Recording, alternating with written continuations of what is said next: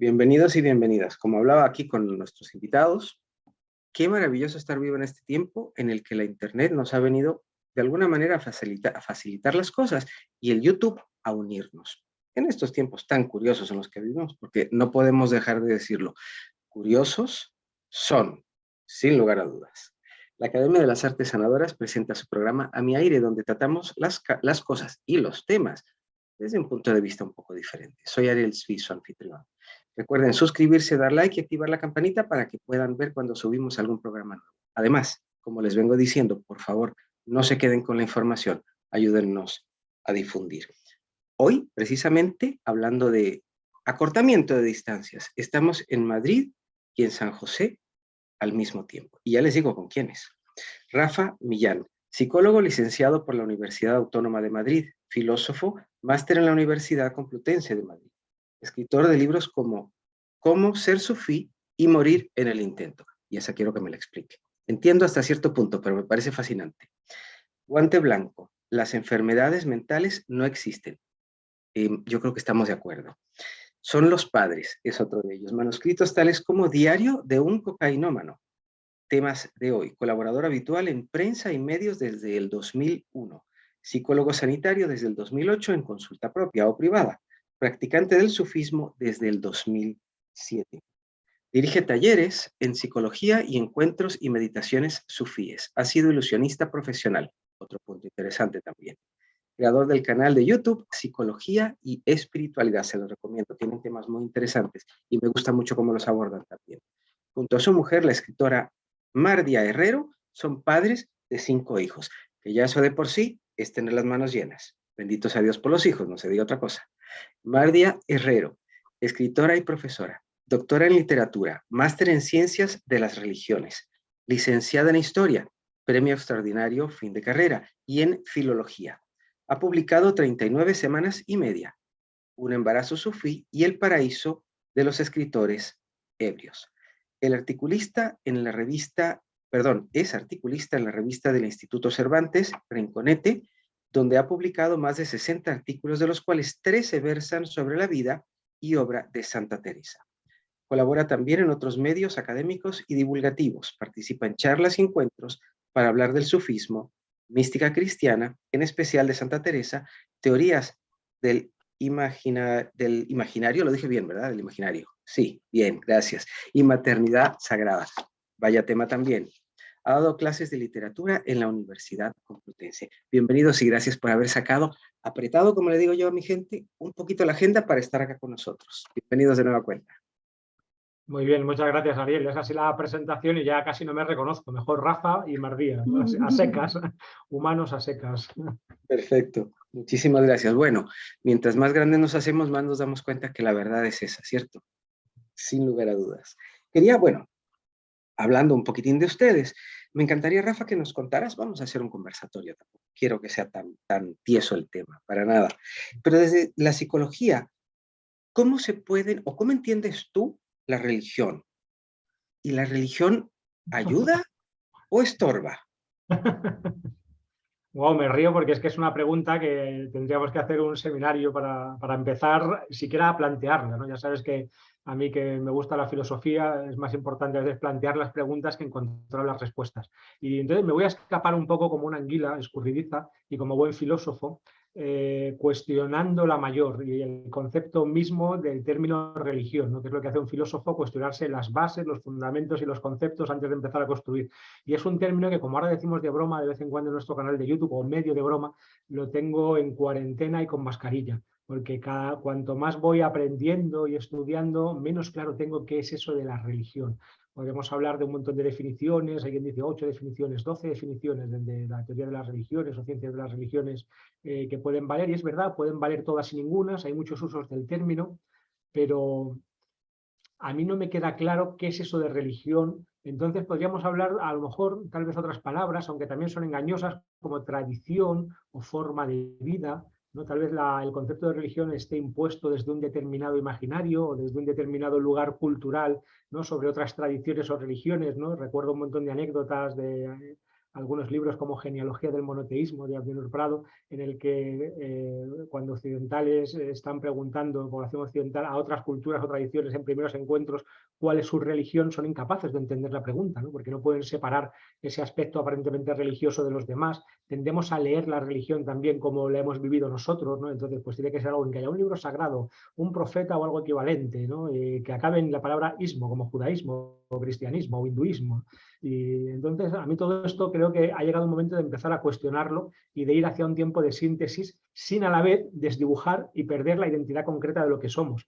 De tal manera que, para responder ahora ya a tu pregunta, y ahora ya siendo muy concreto en 2 frases, ¿es la religión una medicina o es un veneno? Pues para mí las 2 cosas. Cada religión o cada tradición puede vivirse como medicina si es un medio para llegar a Dios, si es un medio para hacerme mejor persona, para purificarme, para ser más humano y acercarme a la experiencia de lo último, de la realidad del misterio o de lo absoluto, si es un medio, pero si se convierte en un fin en sí mismo y lo importante es mi religión, que es la buena, entonces tengo que imponerla a los demás de manera exclusiva y exclusivista porque es la única vía para llegar a Dios y es el fin en sí mismo, entonces se convierte en un ídolo y es un obstáculo para mi crecimiento personal, todo lo contrario, me convierte en una especie como de fanático y entonces se convierte en un veneno. Entonces, según se viva, cualquiera de las grandes tradiciones o religiones puede ser veneno o medicina, en mi opinión, y ojo, puedo estar equivocado, esto es meramente mi opinión. Pero es interesante porque, como bien lo dices tú, si nosotros quizás lo vemos como un espejo para tomarlo como motivo de cambio nuestro, sin que nos vayamos a los extremos, enhorabuena. El problema es cuando queremos imponérselo a los demás, porque podríamos hacer cosas que hemos visto a través de la historia que se hacen, ¿no? Y Mardia, ¿tú cómo ves este concepto de religión? Bueno, yo no añadiría mucho más, digamos. Si vamos a la etimología, sí me gusta siempre la religión como un vehículo para religarnos o para volver a la unidad. En la medida en que volvemos a la unidad a través de ella, bienvenida sea, y en la medida en que lo utilizamos como excusa para no llegar a la unidad o para no unificarnos, pues entonces mejor evitarla, ¿no? Es algo similar a lo que ha dicho él, no añadiría mucho. Perfecto, perfecto. Pero en cualquier caso, la religión, la mayoría de las tradiciones sí surgen con un acto fundante que tiene que ver con una revelación, ¿no? Con un acto de revelación y normalmente con un ser humano que ha hecho como esa entrega de sí mismo a la divinidad o a la totalidad o al absoluto, ¿no? Y luego, según su devenir histórico, las religiones tienen un cometido doble, que es a la vez la de preservar ese mensaje original o ese contacto de un ser humano concreto con el absoluto, y a la vez el de traicionarlo, el de traicionar históricamente ese contacto original de ese ser humano con el absoluto. Y se dan las cosas las dos a la vez, ¿no? Entonces, no podemos rechazar completamente la religión, como hay ahora mucha gente que lo hace, desde un nuevo paradigma, que yo creo que es una visión a veces demasiado modernista, ¿no? Que niega lo tradicional, pero por otro lado tenemos que mantener siempre esa actitud crítica y ese compromiso con la sinceridad y con la verdad, y ir viendo todos esos velos que la religión hace que nos pongamos en relación con lo real. Con el tiempo de uno profesar o vivir o experimentar una religión, creo que nos sucede a todos, ¿no? Vamos viéndola desde puntos de vista distintos, porque ya no es tanto lo que está en un libro, sino ya viene a ser una vivencia, si se quiere. Y llega uno en algún momento, me gustaría saber si a ustedes les sucede también, que sin duda ha de ser quizás parecido, ya uno se empieza a cuestionar una serie de cosas. A ver si el tema realmente va por aquí, o si nos están diciendo que el tema va por allá, y ya uno empieza a decir, no me suena, creo que no va por allí. ¿Cómo puede lidiar uno quizás con esas cosas que para mí es lo correcto? Porque no podemos ir así, ¿no? Como los caballos que en realidad no saben para dónde van, pues saben que van para adelante, si es que saben algo. ¿Y qué sería lo sano en esa circunstancia? ¿Cómo lo ven ustedes? Rafa, ¿cómo lo ves tú, para que Mardia nos dé también su opinión ahora? Wow, vaya preguntas así, ¿no? Son tan generales que me cuesta por dónde pillarlas, ¿no? Pues para mí, pues como profundizando en lo que decíamos antes, la clave sería no vivirlo desde el exclusivismo o desde la exclusividad, ¿no? No pensar que mi religión o mi tradición es la única buena, porque además, como tú bien señalas, hay muchos niveles de comprensión. Yo aquí creo que es muy importante y además creo que esto es irreversible, la aportación que ha hecho la psicología, especialmente la psicología transpersonal, al ámbito de la comprensión del fenómeno religioso, dándonos cuenta de que se puede vivir y se puede entender cualquier tradición y cualquier religión desde muy diferentes niveles o estados de conciencia. Entonces yo puedo entender mi religión desde una manera muy tribal o muy mítica, por ejemplo, o muy literalista, y entonces yo tengo un Dios que es el bueno frente a otro que es el malo, mi grupo es el de los salvados frente a los demás que están condenados, etcétera. Puedo vivirlo desde una perspectiva más racional y entonces vivir una especie de religión casi intelectual, o puedo vivirlo ya desde un genuino nivel espiritual, donde también hay niveles, ¿no?, dentro de la experiencia o del ámbito propiamente espiritual, o de una manera más humanista, y entonces cada nivel es correcto y de hecho cada nivel incluye a los anteriores, no se trata como de desechar lo anterior para ir hacia lo nuevo, sino de integrarlo en totalidades y en unidades cada vez mayores dialécticamente. Y hay que además entender que cada nivel ocupa su lugar y tiene su sentido, que no podemos tampoco juzgar desde arriba pues quién está bien o quién está mal, quién lo hace bien, quién lo hace mal, porque todos son momentos que todos atravesamos y todos en ciertos momentos nos comportamos o nos identificamos con los diferentes niveles de conciencia. Todos tenemos aspectos literalistas, aspectos tribales, aspectos míticos con los que, o prejuicios y estereotipos con los que siempre estamos jugando. Entonces, para mí, la clave, o sea, no hay una única clave, ¿no? Sería complejo y sería no ser exclusivista y mirarse uno a sí mismo, ¿no? Y hacer el trabajo de crecimiento personal en mí mismo, ¿no? No imponer a los demás, sino imponérmelo a mí mismo, ¿no? Tal vez, si he entendido bien la pregunta. Sí, yo simplemente añadiría el tema de la importancia de la sinceridad, que es algo que nunca, muchas veces se esconde de nosotros mismos, ¿no? Entonces tenemos que hacer un trabajo constante de mirarnos dentro. ¿Esto he hecho camino o no he hecho camino? Es decir, ¿para qué estoy utilizando esto? ¿Soy ahora más abierta de corazón? ¿Amo más? O no, o todo lo contrario, me estoy escudando en unas formas concretas para sentir que hay enemigos o que hay gente que no se va a salvar y yo sentirme especial, ¿no?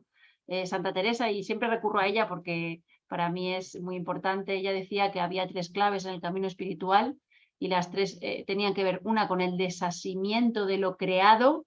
Ese desasimiento es una palabra que ya no se utiliza mucho, ¿no? Pero hablaría como del desapego de todo lo mundano frente como a la entrega a lo absoluto. Por un lado, hablaba del amor, pero del amor real, es decir, de amar a Dios por encima de todas las cosas y amar a los seres humanos como a nosotros mismos. Y luego hablaba de la humildad. Y decía que la humildad era una cualidad que siempre se escondía de quien la poseía. Es decir, quien posee humildad la posee precisamente porque cree que no la posee, ¿no?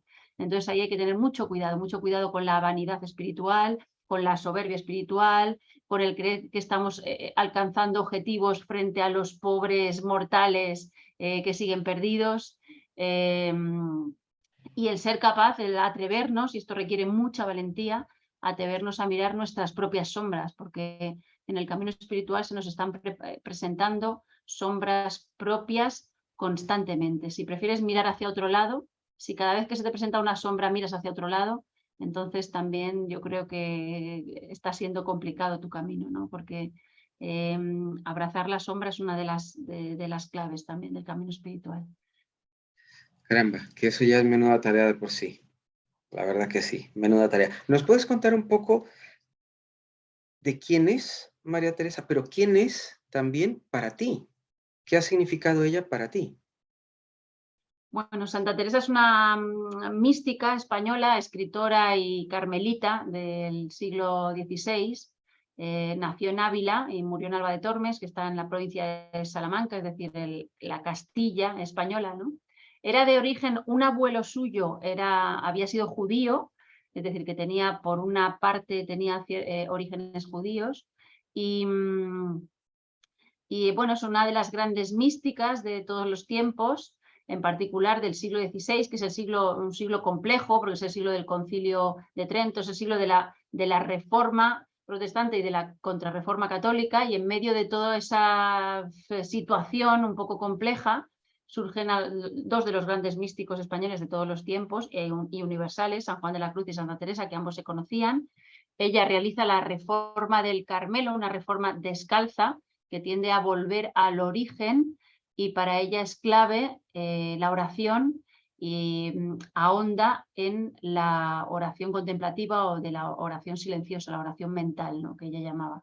Y entonces a través de esa entrega suya a la oración va a surgir la Reforma y van a surgir 4 obras que son maravillosas, que son tratados de oración, pero también tratados de mística, que son su biografía, el libro de la vida, el libro de las fundaciones, en el que ella cuenta los frutos que ha dado para ella la oración en forma de fundación de conventos, y luego el libro Camino de Perfección, en el que habla de estas virtudes de las que hemos hablado ahora, y la gran cumbre de su literatura, que es también el último libro que escribió, Las moradas o los castillos, en que habla del corazón humano o del alma humana, compuesta por 7 castillos concéntricos en los que hay que irse adentrando poco a poco, ¿no?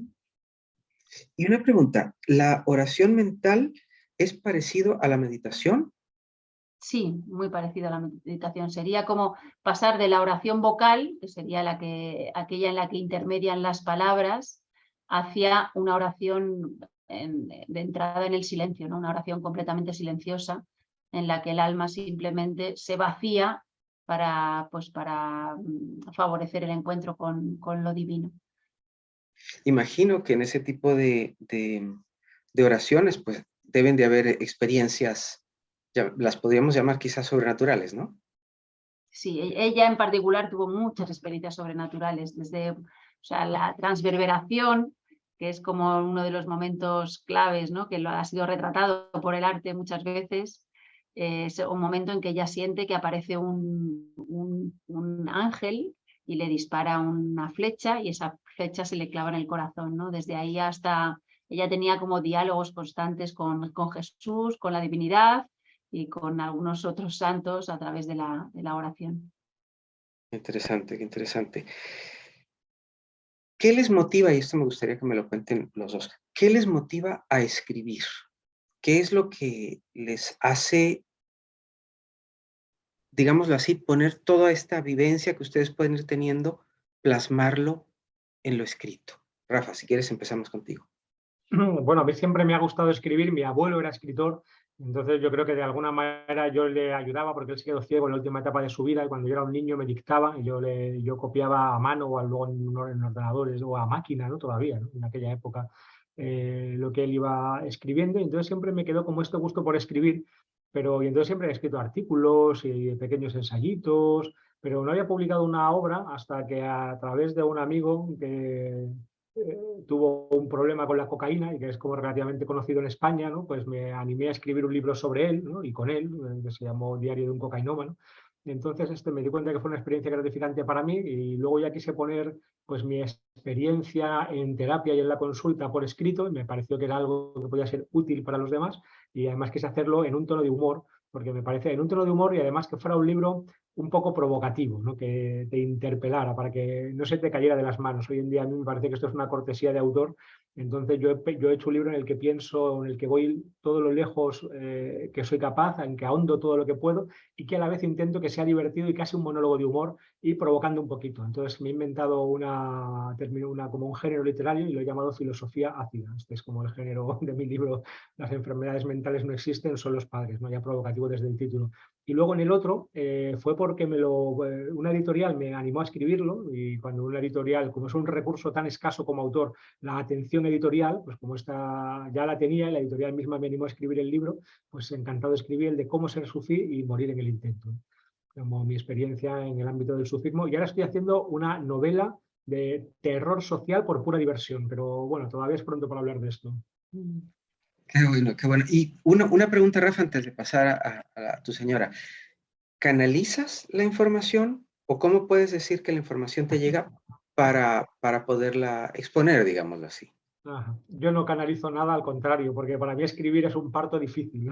Hay veces, bueno, en ciertas obras o en ciertos momentos, o en el diario o en ciertos momentos de la obra, sí que tiene una sensación de que se escribe como al dictado, ¿no? Porque de alguna manera todo es canalizado, ¿no? Esto que estamos hablando ahora, pues yo soy un canal del lenguaje, ¿no? ¿Y de dónde sale el lenguaje? Pues yo no lo sé. Yo no tengo un diccionario en la cabeza que esté con, yo que sé, una sintaxis, la gramática, entonces ahora viene una palabra que es el sujeto, el verbo, entonces elijo entre muchos, sino que tengo como una intención comunicativa, una especie de nebulosa, diríamos, y de alguna manera se ordenan las palabras y salen solas. Y las ideas tampoco sé de dónde me vienen, ¿no? Yo me pongo a la escucha y vienen las ideas, pero todo el mundo funciona así.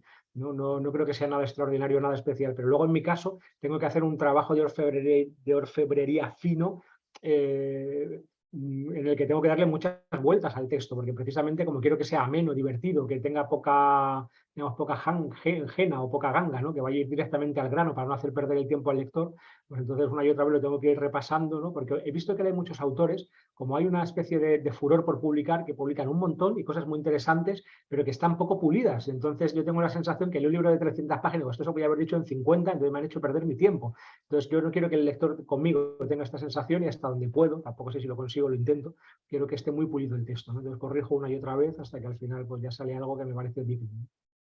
Claro, sin duda. Mardi, en tu caso, ¿cómo va el tema? Cuéntanos. Bueno, yo tengo una vocación por escribir desde muy, muy temprana. De hecho, empecé a escribir con 6 o 7 años y en principio escribía para vivir mis aventuras. O sea, lo que quería era vivir aventuras. Igual que me gustaba mucho leer, pues escribía esas aventuras y las pasaba a escrito, ¿no? Pero recuerdo como especialmente importante un momento en que mi padre, una noche, yo había escrito como un poema, pero ese poema atendía solo a la rima, es decir, solo me había importado que el poema rimara. Y entonces mi padre lo leyó y me dijo algo así como: es muy bonito y has conseguido una rima muy interesante, pero ten en cuenta que lo más importante en un poema no es tanto la rima como que uno escriba desde el corazón. Y entonces eso generó como una experiencia casi espiritual de muy pequeña, y me pasé una noche entera sin dormir escribiendo poemas que me salieran del corazón, ¿no? Obsesionada con qué era eso de mi corazón y cómo podía escribir de verdad poemas que salieran de mi corazón. Entonces, de alguna manera, toda mi vocación literaria, que es muy temprana, porque desde que tengo uso de razón siempre me ha gustado escribir y siempre he querido escribir y siempre he querido ser escritora, nace con ese compromiso de poder ser sincera hasta el máximo, poder escribir de corazón, y esa confianza que me ha ido demostrando de alguna manera la vida, de que cuando uno escribe desde lo más profundo de sí, entonces la literatura personal se vuelve también universal, ¿no? Esa es mi vocación fundamental.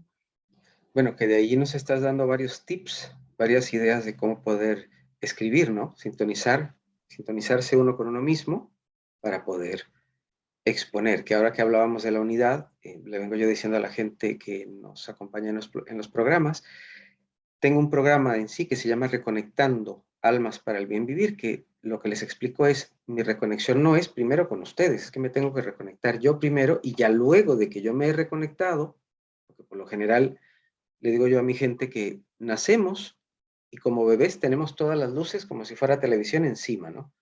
Yo soy yo, pero conforme va pasando el tiempo empiezo a enfocar en otros lados, y por lo general un problema muy común que tenemos es que yo me olvido de mí y sigo viviendo en desconexión. Entonces, conectarnos primero a nosotros mismos, conectarnos con nosotros mismos y ya luego con lo que haya que conectar, pero eso es fundamental. 5 chicos, 5 hijos, 5 mundos más 2 mundos paternales. ¿Cómo es eso? Cuéntame un poco del tema. Pues caos, una locura, un caos que intentamos ordenar cada día y nunca está muy claro. Sí, algo así. Es como que cada día te levantas y dices: oye, es imposible, pero luego con ayuda de Dios acaba el día y dices: ah, pues hemos podido con el día, ¿no? Hoy Y se pudo. así en todos los órdenes, hoy se pudo, ¿no? Es como la sensación siempre de que no vamos a poder, pero al final llegamos al final del día y más o menos nos tumbamos todos por la noche a ver un poquito la tele de cuando acaba el día y más o menos ha salido adelante, gracias a Dios, ¿no? Sí, así es. Qué bueno. Porque ahora con tantos dispositivos y con tantas cosas, me imagino, yo no tengo hijos, pero me imagino yo que debe ser un poco complicado precisamente el tender lazos con ellos. Conozco muchas familias que, desgraciadamente, por muchos motivos, los veo que a veces pueden estar juntos, pero no hay como mucha unidad, no es como muy fácil ahora ese tema, ¿no? Es un poco complicado. Bueno, los nuestros, como todavía son bastante peques, les mantenemos todo lo que podemos alejado de las pantallas, pero también tenemos que dar gracias a la pantalla. Por ejemplo, este conversatorio se puede producir porque les hemos puesto una peli de Disney y les tenemos hipnotizados con el ojo de Sauron de, de la pantalla. Entonces, están así los 5 pendientes y nos dejan una hora para poder hablar, si no sería inviable, no podríamos hacerlo, ¿no? Entonces, bueno, intentamos que usarlo poco y con cabeza, pero claro, lo tenemos que usar en ocasiones inevitablemente, ¿no? Sí, eso sí, lo mínimo posible, porque si no enseguida se evaden a mundos paralelos, ¿no? Hoy en día los chavales, yo que soy profe también de secundaria, viven como apegados a la pantalla muchas horas al día y eso los desconecta mucho de su realidad concreta y de la verdad en el fondo, ¿no? Es que ya vienen, de hecho, no sé, sí, hoy, más tarde vamos a hacer un programa con una doctora en psicología y nos va a explicar un poco inclusive cómo los chicos vienen no solamente pensando diferente, sino a nivel físico, a nivel cerebral y demás, cómo vienen distintos ya de por sí. Entonces, caramba, yo creo que tener un hijo en cualquier época debe ser un reto, sin duda. Pero caramba, en esta época, me acuerdo del doctor Nunes, que era un conferencista, ya debe haber fallecido, si no tendría más de 100 años, si estaban con nosotros. Y él relataba que la gente le decía, pero él vivió por estaba muy, muy joven, recién casado en la Primera Guerra Mundial, y la gente le decía, pero vas a tener hijos, ¿cómo se te ocurre si no es buen tiempo para tener hijos? Y él decía, hizo un relato muy largo que no lo voy a contar todo, pero él decía, es que si nos ponemos a ver, nunca es buen tiempo para tener hijos. O estamos muy jóvenes, o estamos muy aquí, o que la guerra, o que la economía. Nosotros, mi esposa y yo, decidimos que íbamos a tener hijos a pesar de las circunstancias. Y lo sacamos adelante, decía él. Y todos fueron universitarios. Bueno, bendito Dios. Pero es un reto, ciertamente es un reto. Como lo digo, no sé ustedes cómo lo ven, son 5 mundos más los 2 mundos de los papás. Eso es. Sí, nosotros también vemos esta parte casi providencial, ¿no? Una cosa interesante de tener 5 hijos es que como ya te superan en número, porque cuando tienes 1 o 2 más o menos puedes irte haciendo con ellos, pero cuando hay 5 pues hay un espacio que hay que dejar la providencia, porque no sabemos, yo qué sé, por eso si los 5 quieren ir a la universidad, pues yo qué sé, el dinero que nos va a costar, un ordenador para cada uno, luego un móvil para cada uno, una línea, bueno, entonces si lo pienso así, digo, caray, va a ser imposible. Sin embargo, hasta ahora hemos ido comprobando que por el motivo que sea, no sé si es que nos flipamos mucho o realmente ha sido así, pero con cada hijo ha venido como una especie de apertura económica y hemos constatado esto de que vienen con un pan debajo del brazo, ¿no? De que es como si la provisión que cada uno va a necesitar viniera a aumentar nuestras alforjas para que así pudiéramos dársela a ellos, ¿no? Entonces tenemos confianza en que la cosa siga siendo así, ¿no? Si no contamos con el factor espiritual o con el factor de la ayuda divina, pues sería para nosotros en el mundo actual, en el siglo XXI, en una familia nuclear, ¿no? Aunque tenemos de vez en cuando ayuda de los abuelos, pero más allá de eso sería imposible criar a los hijos, ¿no? Hay una ayuda, está claro, ¿no? Si no sería Sí, y imposible. luego a la vez nunca se está preparado. O sea, yo conozco mucha gente que alarga el tema de tener los hijos o lo atrasa yo qué sé, porque se quieren sacar una oposición o tener mejores puestos de trabajo. Pero en realidad, si esperas así, te das cuenta que nunca estás preparado. Es decir, el niño viene y genera en el padre y en los padres siempre un salto al vacío. Tener un hijo es un salto al vacío. Igual que te pones a educarlos, pero sin estar completamente hecho. Es decir, tú no sabes perfectamente cómo vas a educarlos, no tienes un manual de instrucciones perfecto, nada de eso funciona así. Es decir, es siempre un salto al vacío, la vida entera es siempre un salto al vacío.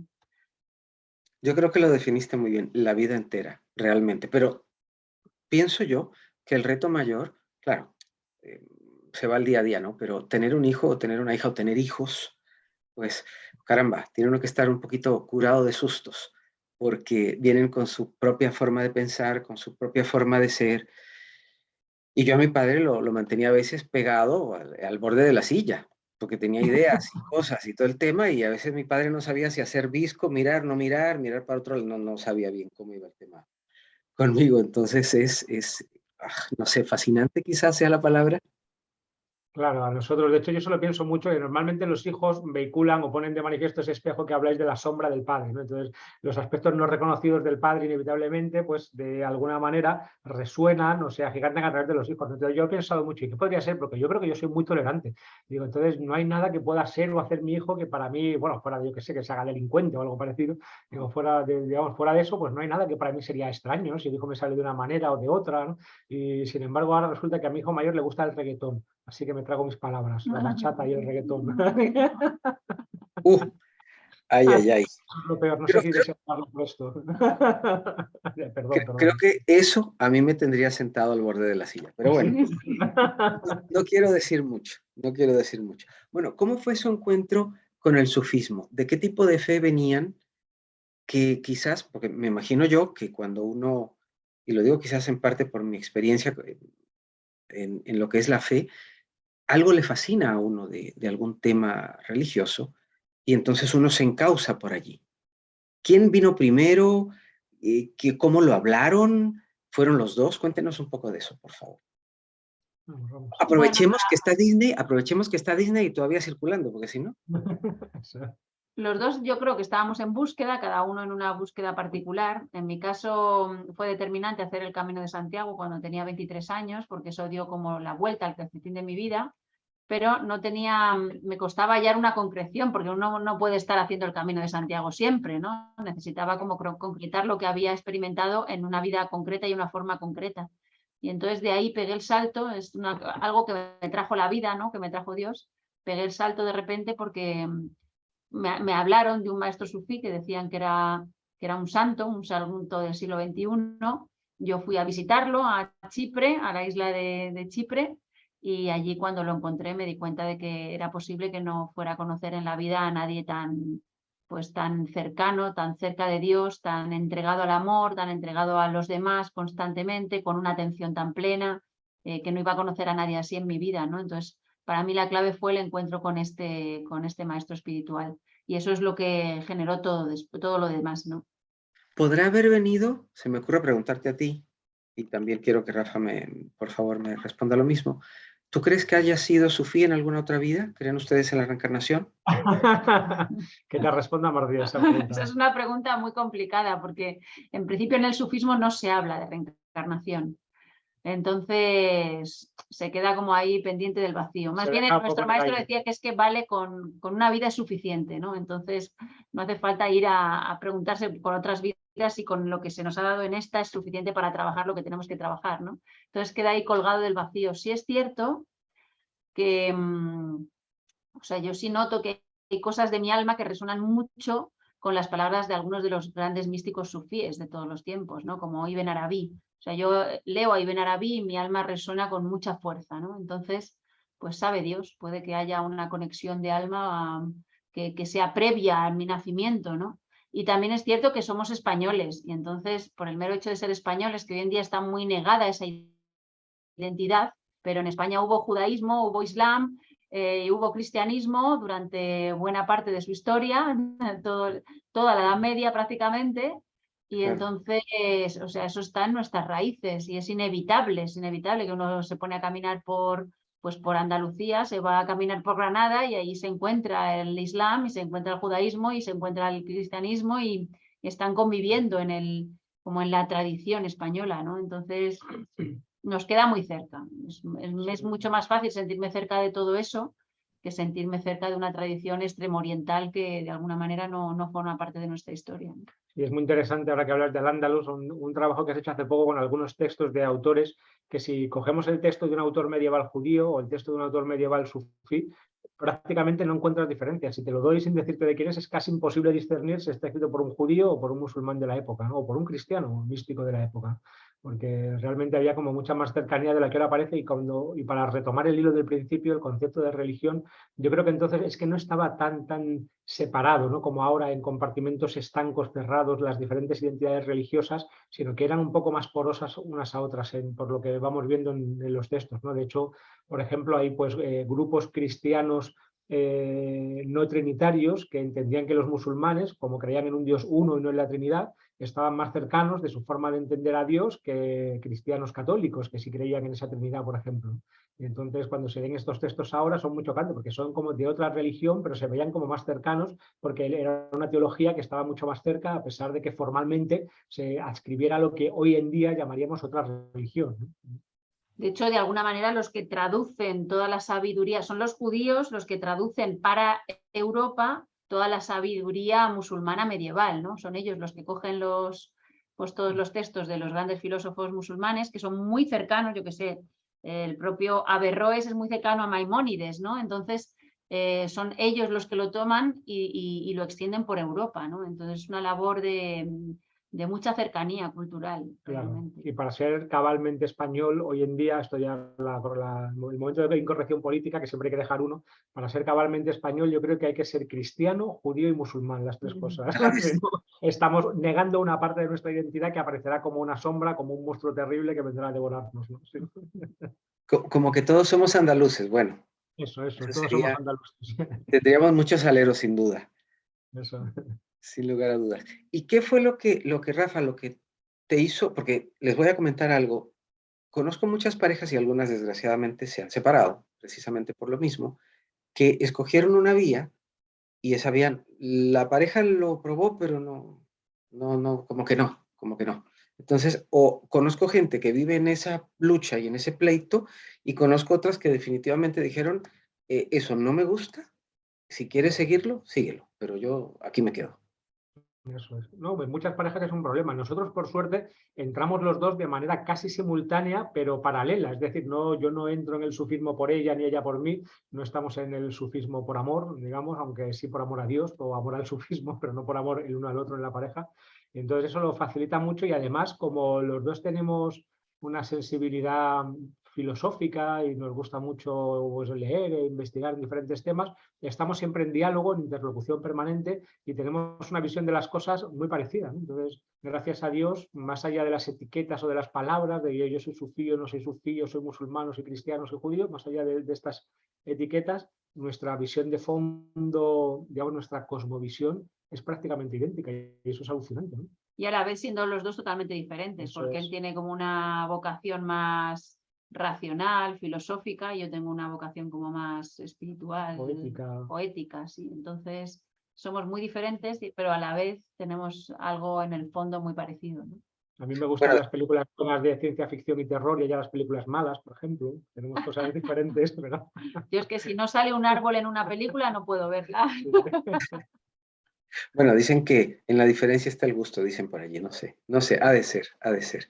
Pero, ¿qué encontraron en el sufismo, digamos, ustedes dos en particular, o separados si gustan, que dijeron, no, es que esta es mi vía? ¿Qué no les ofrecía, tal vez, llamémoslo así, ¿no? A mí la palabra religión no me agrada mucho, por muchos motivos, pero la voy a usar esta vez. ¿Qué no les ofrecía quizás la religión que traían, o alguna otra religión que conocían, si es que no traían una, que dijeron, no, es que es por aquí?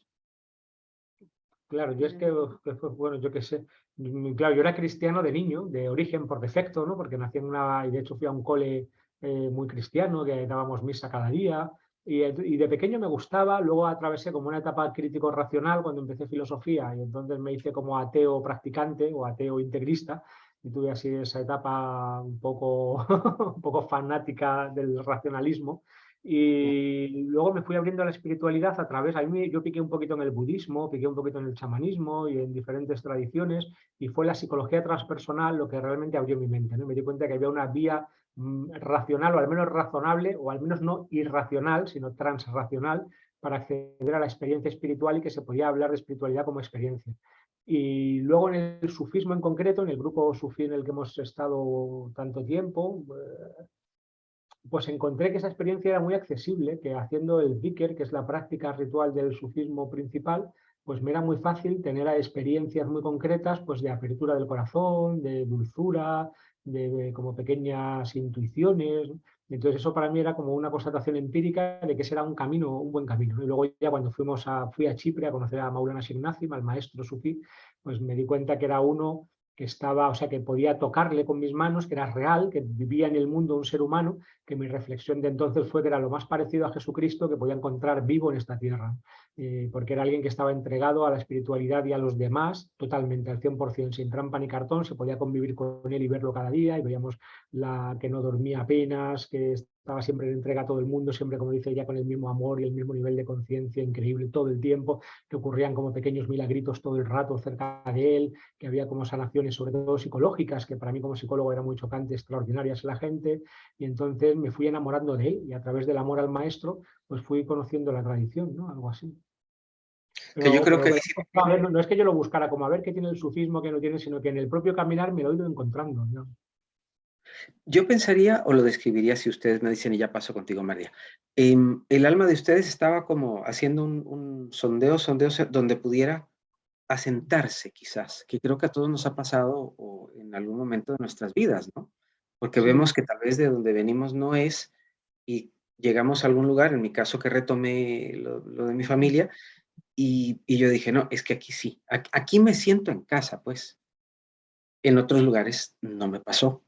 Entonces, por eso les puedo comprender, sin ánimo de criticar otros lugares o otros tipos de fe ni todo eso, pues no voy por allí, pero no era allí, no era allí. Entonces, ahí les puedo comprender. María, ¿qué nos cuentas tú?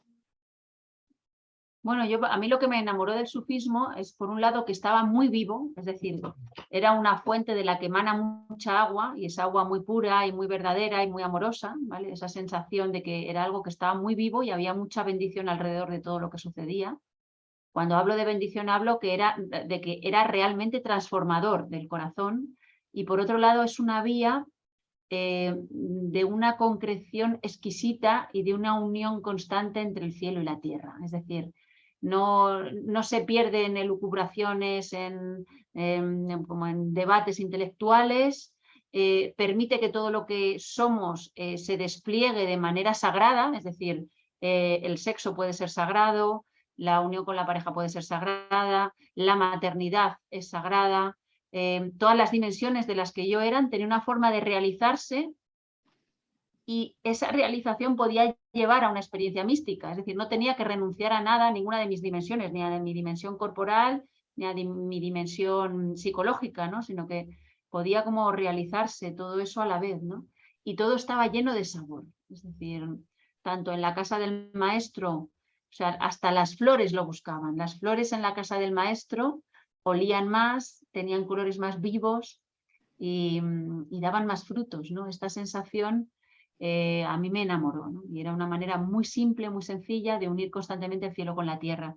Se insiste muchas veces en el Islam, la clave del Islam es el la ilaha illallah, que significa no hay más dioses que Dios, no hay dioses sino Dios, y que de alguna manera es un alegato contra la idolatría, pero a la vez, y esta es la maravilla, ¿no? Uno está trabajando para ir descorriendo velos hacia lo real continuamente, porque estamos idolatrando constantemente, pero a la vez todas las formas concretas que somos tienen una manera de desvelar el absoluto también constante, ¿no? Esto para mí fue algo que me enamoró completamente del sufismo, y que está presente en los grandes místicos sufíes de todos los tiempos. Pero has dicho que nos encontrábamos como hasta encontrar la casa, ¿no? Pero yo quiero hacer una matización para quedarme tranquilo, que yo no siento que esté nunca del todo en casa tampoco, ¿no? Porque siempre estoy peleado con un montón de cosas, y entonces estoy todavía en camino.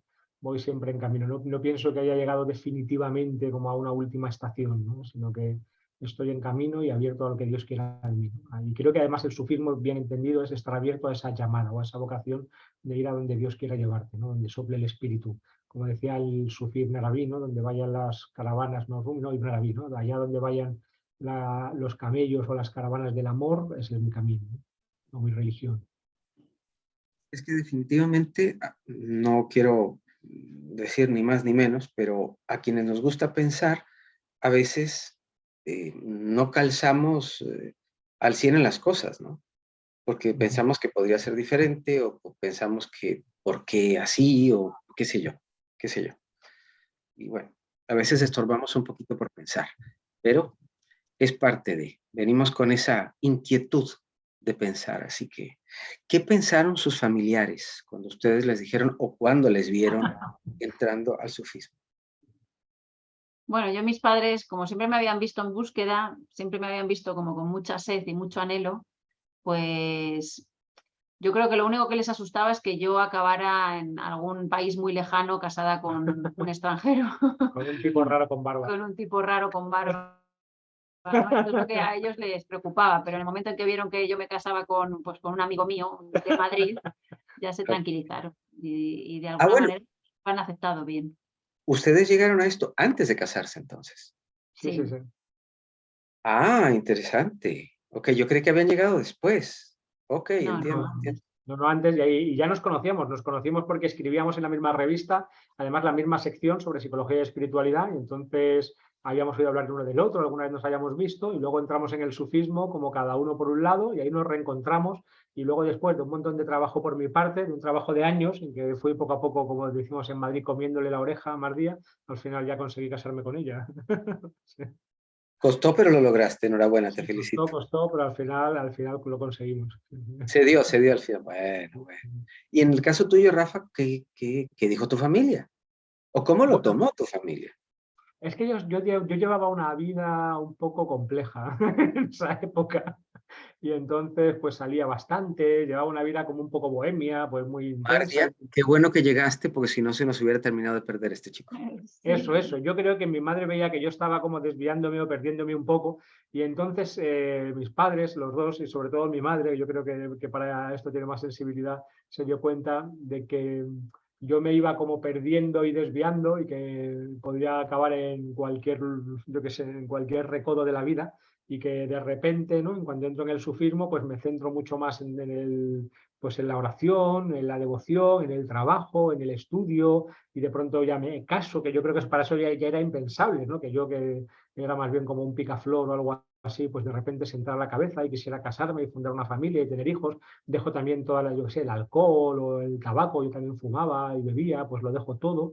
Y entonces yo creo que ella vio lo bien que me sentaba, entonces estaba encantada al principio, bueno, el primer día así estaba un poco en shock, a ver, pero ¿y esto qué es? ¿No? Y el sufismo, esta gente es muy rara y tienen barba y qué cosa más rara. Pero luego ya enseguida, cuando fue viendo el efecto concreto que tenía en mí, cómo a mí me iba sanando y me iba haciendo sentar la cabeza, pues han estado encantados. Y de hecho, ya de una manera formal, los cuatro abuelos de los niños, mis padres y los suyos, son sufíes también, ¿no? Porque han hecho como ¿no? El ritual de iniciación de una manera así, pero eso implica como la apertura que tienen, ¿no? Y como nos han apoyado siempre en esto, ¿no? Es que tenemos muy buenos padres. Hemos tenido también la suerte de que nuestros padres nos han apoyado mucho, los cuatro, ¿no? Qué bueno, pues qué bendición. Pero bueno, sí me imagino que debe haber sido un poco fuerte al Sí. principio, pero bueno, yo me imagino que si uno ve que un hijo llega a un punto en el que se ubica, por llamarlo de alguna manera, pues es mitad susto, mitad alegría, ¿no? Porque tal vez no se manejaba qué era aquello, pero al verte ubicado y demás, porque sí. A veces, como digo yo, el láser no cae donde va hasta que ya empieza a caer donde va.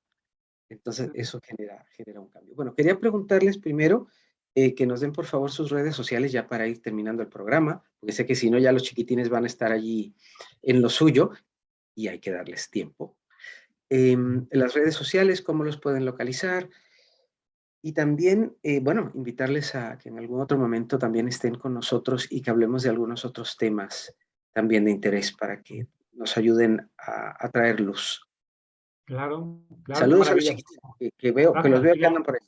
ya se les está viendo gritar. No sé si entrar en la cámara, pero ya ha habido un par de gritos de alguna pelea, ¿no? Porque claro, entre los cinco enseguida se generan como situaciones de inestabilidad y de pelea. Pues yo soy Rafa Millán y yo creo que me pueden encontrar en Facebook muy fácilmente y en Instagram muy fácilmente como Rafa Millán. Y luego lo que más, donde estamos poniendo más energía e ilusión es en el canal de YouTube, que ahora en verano lo hemos tenido parado mientras estamos en la peregrinación y de vacaciones y ahí en septiembre retomaremos con energía si Dios quiere, que se llama Psicología y Espiritualidad. Si buscan en YouTube Psicología y Espiritualidad, enseguida nos encuentran. Sí. Cuéntenos, así un poquitín, María, también ya te doy la palabra a ti, pero cuéntenos un poquitín de qué era esta peregrinación de la que vienen llegando, si son tan amables.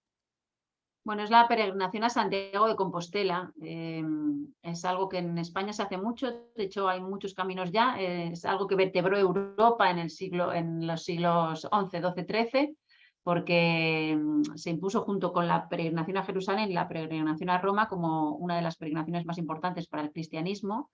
Y entonces ha tenido como una fuerza nueva en los últimos años, los últimos decenios, y es fácil hacerla. Hay albergues cada pocos pasos, todo el camino está señalizado con unas flechas amarillas, y entonces yo lo he hecho, escribí un libro sobre ello cuando tenía 23 años, y teníamos muchas ganas de repetirlo en familia y de hacerlo con él y con los niños, y este año, gracias a Dios, hemos podido hacerlo. Hemos caminado 115 kilómetros hasta Santiago de Compostela, que es donde se supone que está enterrado el apóstol Santiago, y hemos regresado hace un par de días. Qué bueno, qué bueno. Bueno, y qué mejor que puedan estar juntos como familia y viajando, pues mucho más, ¿no? Sin lugar a dudas. Bueno, quiero darles las gracias por haber estado acá con nosotros. Ya saben dónde los pueden localizar. Procedo entonces a hacer el cierre del programa. Un abrazo hasta Madrid. Que estén muy bien. Muchas gracias, Ariel. Gracias a ustedes. Soy Ariel Zwick y les da las gracias por acompañarnos en una entrega más de A Mi Aire de la Academia de las Artes Sanadoras. Recuerden suscribirse, darnos like y activar la campanita y a difundir, ayúdennos también a difundir nuestro trabajo para que tengamos una mayor expansión de conciencia. Gracias a Rafa y a Mardia y a los chiquitines que con todo y todo nos permitieron hacer el programa contra. Estén muy bien y hasta la próxima. Soy Ariel Zwick, quien se despide de ustedes. Hasta entonces, gracias.